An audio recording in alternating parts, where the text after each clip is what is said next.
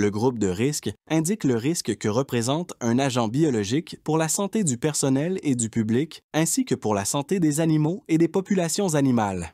Il existe 4 groupes de risques qui permettent de classer les agents biologiques selon leurs caractéristiques comme la pathogénicité, la virulence, le risque de propagation et l'existence d'un traitement prophylactique ou thérapeutique efficace.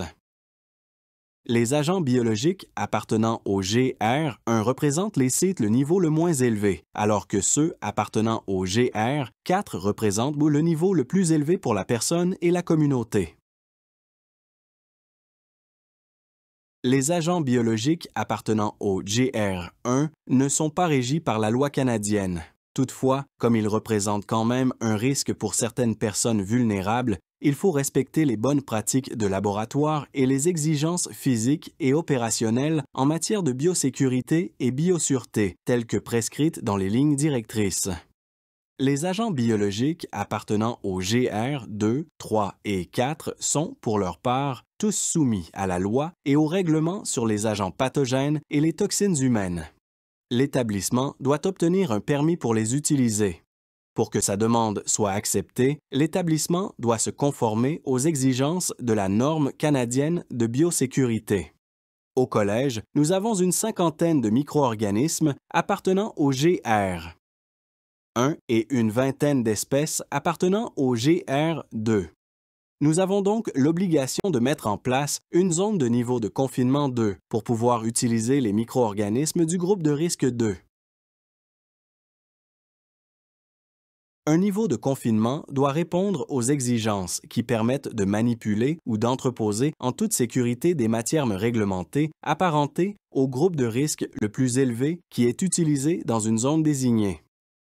Il n'y a aucune exigence pour les micro-organismes de groupe de risque 1. Par contre, les autres doivent être manipulés et entreposés dans une zone de confinement adéquate. Par exemple, au collège, les micro-organismes de groupe de risque 2 doivent être manipulés et entreposés dans une zone adaptée à un niveau de confinement 2. Le permis qui donne le droit de manipuler et d'entreposer des agents biologiques de groupe de risque 2 est sous la responsabilité d'un titulaire désigné par l'établissement.